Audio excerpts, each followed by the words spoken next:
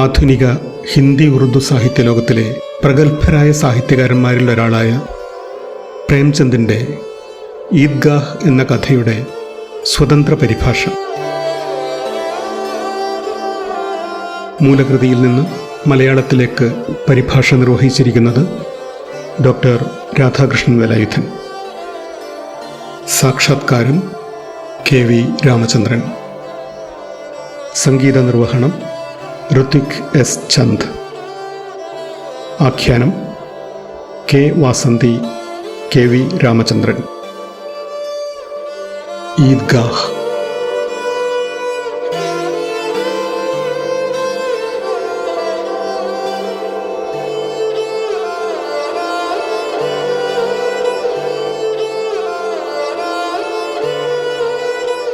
തികച്ചും 30 നോമ്പ് പൂർത്തിയാക്കിയ ഒരു റംസാൻ കാലമാണ് കടന്നു പോകുന്നത്. ഈദുപുലരി അത്രയും ഹൃദ്യം. മരങ്ങൾ ഹരിതാഭവും വയലിലകൾ നിറവുറ്റതും സൂര്യൻ തിളക്കമാർന്നതും അനുഗ്രഹീതവും. ഈദാശംസകൾ താങ്കൾക്കും. ഗ്രാമമാകെ ഉത്സവലഹരിയിലാണ്. എല്ലാവരും ഈദ് നമസ്കാരത്തിനായി പള്ളിയിൽ പോകാനുള്ള ഒരുക്കത്തിൽ. ഒരാൾ തൻ്റെ കുർത്തയിലെ ഒരു ബട്ടൺ പറഞ്ഞു പോയതുകൊണ്ട് സൂചിയും നൂലും അന്വേഷിക്കുന്നു. മറ്റൊരാൾ ഷൂസിന്റെ ലെതർ പരുക്കൻ എന്ന് കണ്ട് എണ്ണയെടുക്കാനുള്ള ഓട്ടത്തിൽ. ഇനിയും ഒരാൾ പള്ളിയിൽ നിന്ന് മടങ്ങാൻ ഉച്ചയാവുമല്ലോ എന്നോർത്ത് തൻ്റെ ഒട്ടകത്തിന് ഇപ്പോഴേ തീറ്റ കൊടുക്കുന്നു. പള്ളിയാണെങ്കിൽ 3 മൈലെങ്കിലും അകലെയാണ്. കൂടാതെ എത്ര സുഹൃത്തുക്കളും ബന്ധുക്കളുമാണ് അവിടെ കാണാനും സംസാരിക്കാനും ഉണ്ടാവുക. എന്തായാലും ഉച്ചയെങ്കിലും ആവാതെ മടങ്ങി വരാനാവില്ലെന്നുറപ്പ്. കുട്ടികളും അത്യുത്സാഹത്തിൽ തന്നെ. അതിൽ ചിലർ ഒരു നോമ്പേ എടുത്തിട്ടുള്ളൂ. ചിലരാണെങ്കിൽ ഒരു നേരത്തേത് മാത്രം. ചിലർ അത്ര തന്നെ ഇല്ല. എങ്കിലും ആരും നിസ്കാരത്തിന് പോകുന്നതിൽ നിന്ന് അവരെ വിലക്കില്ല. കാരണം തീരെ ചെറിയ കുട്ടികൾക്കും നല്ല പ്രായമുള്ളവർക്കും നോമ്പ് നിർബന്ധമല്ല. എത്ര നാളത്തെ കാത്തിരിപ്പിന് ശേഷമാണ് ഒരു ഈദ് പെരുന്നാൾ വരുന്നത്. അതിൻ്റെ അക്ഷമയാണ് എല്ലാവർക്കും. മുതിർന്നവരാണെങ്കിൽ വല്ലാതെ തിരക്ക് കൂട്ടുകയും. പ്രാതലിനെക്കുറിച്ചൊന്നും ആരും അത്ര ശ്രദ്ധിക്കുന്നില്ല. പലഹാരങ്ങളിൽ പാൽ വേണ്ടത്ര ചേർന്നോ, ചായയ്ക്ക് മധുരം കുറഞ്ഞു പോയോ എന്നൊന്നും ആരും ആലോചിച്ചില്ല. കിട്ടിയത് പെട്ടെന്ന് തന്നെ അകത്താക്കി തയ്യാറെടുത്തു. കുട്ടികളുടെ കീശകൾ ഹിന്ദു ദൈവമായ കുബേരൻ്റേതുപോലെ വീർത്തു വീർത്തു വന്നു. കിട്ടിയത് അവർ വീണ്ടും വീണ്ടും എണ്ണി. മെഹമൂദിന് 12 പൈസ കിട്ടി. മെഹസിന് 15. പാവകളും മിഠായികളും പ്രതിഭകളുമൊക്കെ വാങ്ങുന്നതിനെക്കുറിച്ച് അവർ ഇപ്പോഴേ മനക്കോട്ട കെട്ടി. 4 or 5 വയസ്സ് മാത്രം പ്രായമുള്ള ഹമീദ് തന്നെയാണ് എല്ലാവരേക്കാളും സന്തുഷ്ടൻ. തൻ്റെ ഉമ്മമ്മ ആമിനയോടൊപ്പമാണ് അവൻ താമസിക്കുന്നത്. അവിടെവിടെ പിന്നിയ പഴയ കുപ്പായമാണ് അവൻ്റേത്. കഴിഞ്ഞ കോളറക്കാലത്ത് അവൻ്റെ ഉപ്പ മരിച്ചു പോയിരുന്നു. എന്താണ് രോഗമെന്നറിയാതെ താമസിയാതെ ഉമ്മയും. എന്നാൽ ഇതൊന്നും അറിയിക്കാതെ ഉമ്മമ്മ അവനെ ഉത്സാഹത്തിൽ തന്നെ വളർത്തി. അവർ അവനെ മടിയിലിരുത്തി കഥകൾ പറഞ്ഞു കൊടുത്തു. ഉമ്മമ്മയോടൊപ്പം തന്നെയാണ് അവൻ ഉറങ്ങിയിരുന്നത്. അവനെ സന്തോഷിപ്പിക്കാനായി ഉമ്മമ്മ ഓരോ കഥകൾ ഉണ്ടാക്കി അവനെ കേൾപ്പിച്ചു. അവൻ്റെ ഉപ്പ ദൂരെ ഒരു ദേശത്ത് പണിക്ക് പോയിരിക്കുകയാണത്രേ. ഒരു നാൾ സഞ്ചി നിറയെ വെള്ളി നാണയങ്ങളുമായി അയാൾ വരും. അവൻ്റെ ഉമ്മയാണെങ്കിൽ അള്ളാഹുവിൻ്റെ വീട്ടിൽ അവനു വേണ്ടി സമ്മാനങ്ങൾ വാങ്ങി വരാനായി പോയിരിക്കുന്നു. താമസിയാതെ അവളും വരും. അപ്പോൾ അവന് മെഹമൂദിനേക്കാളും മെഹസിനേക്കാളും നൂറിനേക്കാളും ഷമ്മിയേക്കാളും ഒക്കെ പണമുണ്ടാവും. ഹമീദ് അറിയാതെ അവർ കണ്ണുകൾ തുടച്ചു.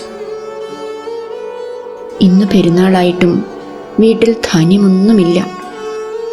മകൻ ജീവിച്ചിരുന്നുവെങ്കിൽ താൻ ഇത്ര കഷ്ടപ്പെടേണ്ടി വരുമായിരുന്നു.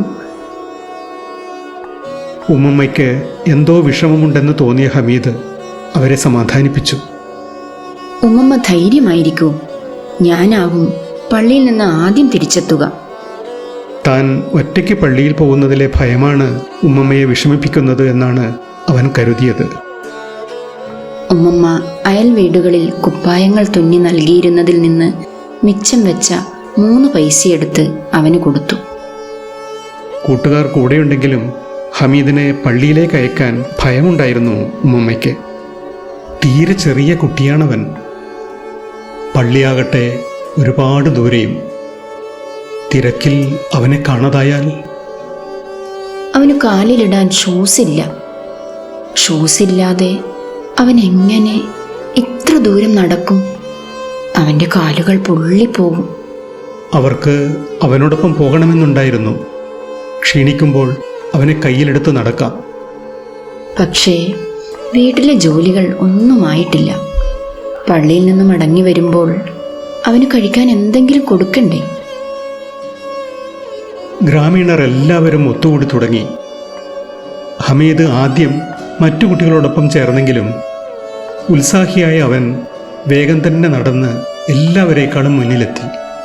എല്ലാവരും വളരെ മെല്ലെയാണ് നടക്കുന്നതെന്നാണ് അവന് തോന്നിയത്.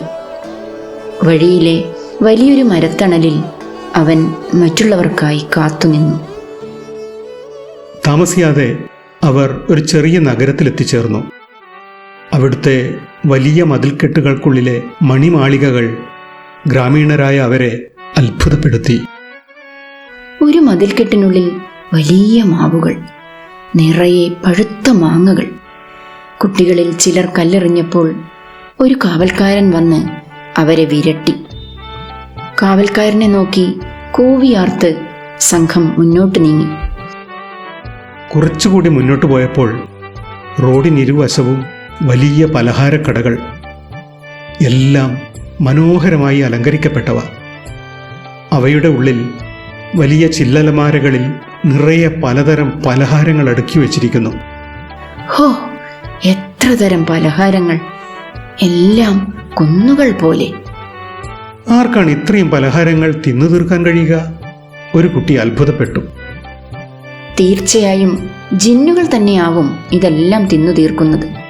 അവർക്കേ ആവൂ ഇത്രയും പലഹാരങ്ങൾ തിന്നു തീർക്കാൻ.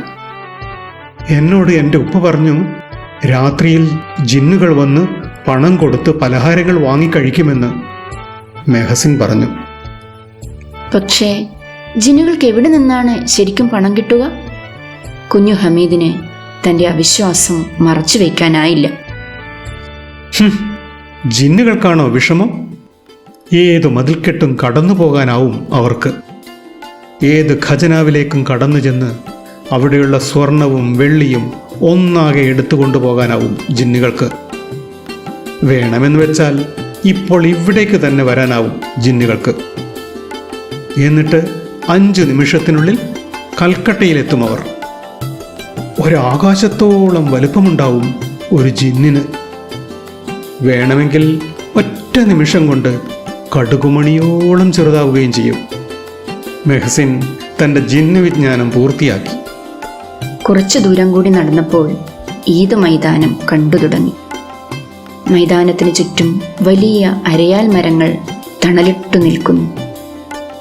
മൈതാനം നിറയെ വലിയ കമ്പളങ്ങൾ വിരിച്ചിട്ടുണ്ട്.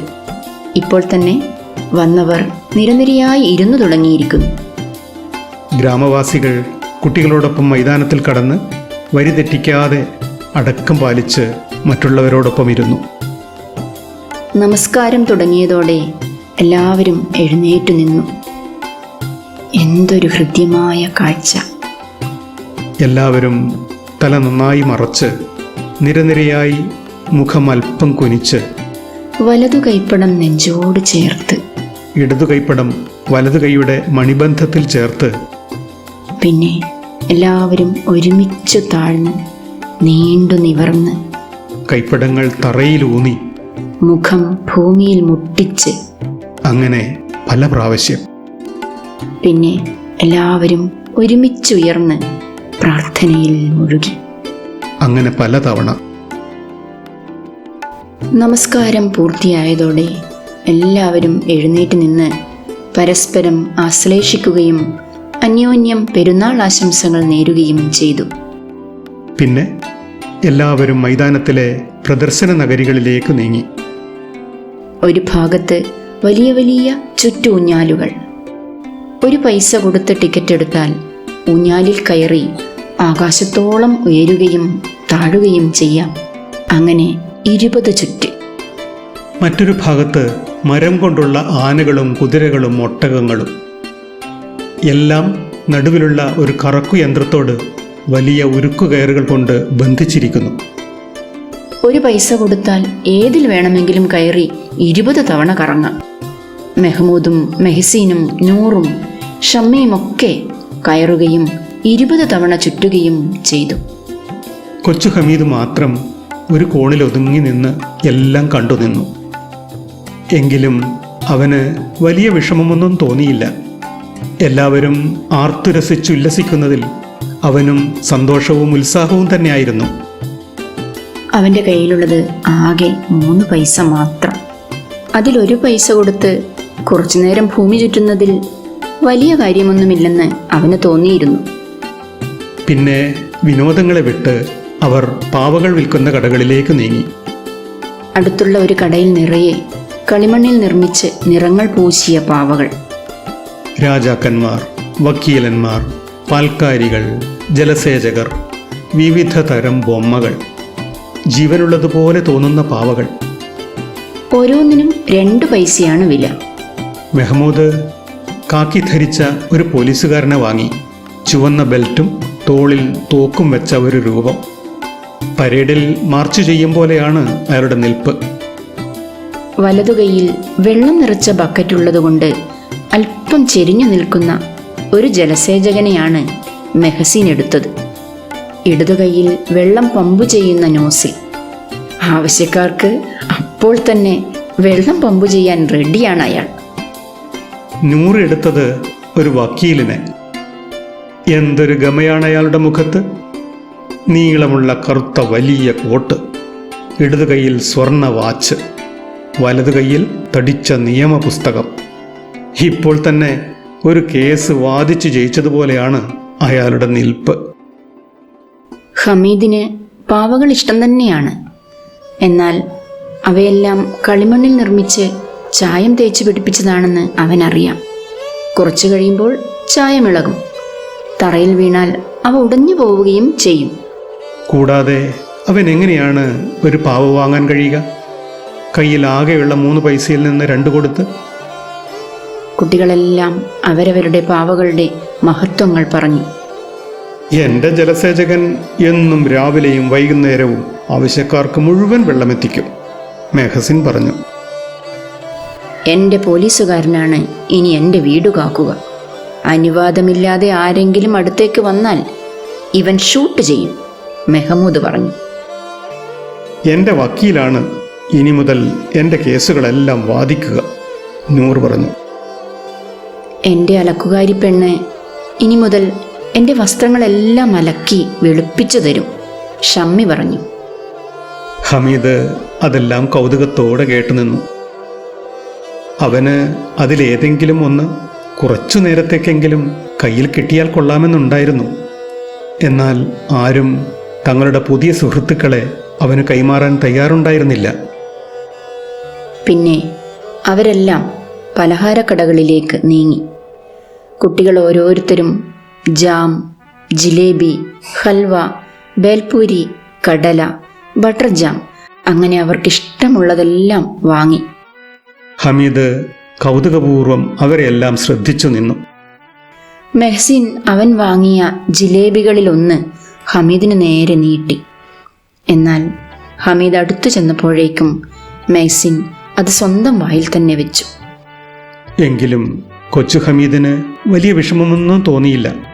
കാരണം കടകളിൽ വിൽക്കാൻ വെച്ചിരിക്കുന്ന പലഹാരങ്ങളിൽ പലതും ഉണ്ടാക്കുന്നത് അത്ര നന്നായിട്ടൊന്നുമല്ലെന്നും ചിലതൊക്കെ ഈച്ച അരിച്ചിട്ടുണ്ടാവുമെന്നും ഉമ്മമ്മ പുസ്തകങ്ങളിലെ ചിത്രങ്ങൾ കാണിച്ച് അവനോട് പറഞ്ഞു കൊടുത്തിട്ടുണ്ടായിരുന്നു.